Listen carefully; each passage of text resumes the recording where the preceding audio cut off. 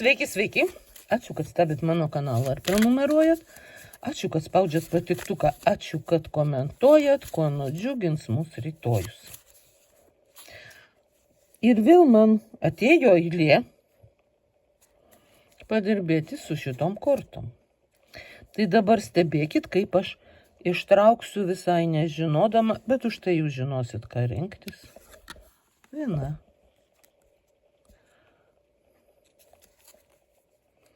Dvi. O gal ir nežinosit, o iš kur jūs žinot, ką aš pasakysiu apie tai.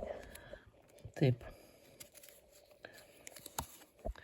Na, vis tiek matosi, kur gražu, kur ne taip. Tai va, kaip bežiūrėtume į šitą kortą, tai yra puikia korta. Tai situacija, kai, na, tiesiog visos svajonės pildosi tiesiog akyse.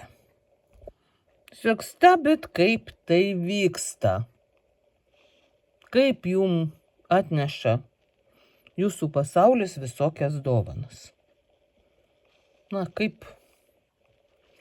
Na, kokia čia gali būti dovana?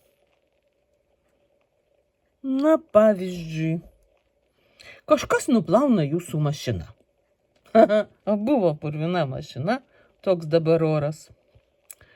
Ir žentas jums sako, nieko nesako, ima jūsų mašiną ir išvažiuoja, kol jūs gerat arbatą su dukra. Grįžta ir sako, negalėjau žiūrėti tokią baisią mašiną, ėmiau ir nuploviau. Va. O jūs prieš 2 dienas galvojat, nusiplausiu aš tą mašiną, kai baigsis šitie purvynai. Na va, tai čia tokia viena mano svajonė buvo. Tokia nedidelė, tokia lengva, tiesiog mintis. Kaip būtų gerai. Bet jūs galbūt turit rimtesnių svajonių, rimtesnių planų. Gal jūs iš viso norit naujos mašinos ir rytoj pokšt ir jinai jum atvažiuoja. Tai va, ką jūs ten besvajotumėt, tai jūsų svajonių išsipildymo diena. O jeigu jūs kartais neturit svajonės,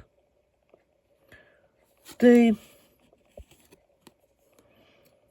aš net nežinau, tai tada greitai ją įsigykit. Nes kaip galima be svajonės gyventi? Ir tai, kad jūs įsigysit svajonę, ar kokį norą, jau jūs iš karto nudžiugins. Jūs atsibundat iš ryto ir pagalvokit, ko aš šiandien norėčiau. Ir nutarėt 3 stebuklų per dieną. Ir viskas, ir laukit, ir 3 stebuklai jum atsitiks, tik nepražiopsokit. Na, labai daug pasakiau.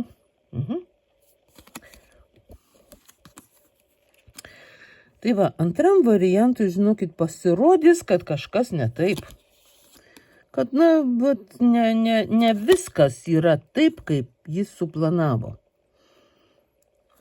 Kažkokio netokios spalvos, netokios skonio, ne tuo laiku, ne tokio dydžio. Kažkas ne taip. Tai va, tai žinokit, čia jums taip tik atrodo, nes jūs galbūt blogai jaučiatės. Viskas gerai ir jeigu jūs, čia jums jau čia parvirto, išsipylė, išsigėrė tos taurės, bet šitos dar yra dar 2 pilnos, jeigu ką. Čia tiesiog aš taip paminėjau. Tai va, ten yra dar 2 pilnos taurės, jeigu jums prireiktų. Ir jeigu jūs gerai apsidairysit, tai pamatysit, kad viskas čia gerai. Tik jum patiem galbūt, gal jūs vakar persivalgėt ar persidirbot ir jūsų sveikata kažkokia nelabai, tai ir atrodo, kad kažko trūksta. Bet kai jūs atsigausit, išgersit mineralinio ir apsidairysit iš naujo, pamatysit, kad viskas tvarkoj, viskas savo vietose ir puikiai galima naudotis tom likusiom taurėm toliau. Nuostabi korta. Trečiam variantui tenka Na, čia iš kur nepažiūrėsi, ten yra puiku. Tai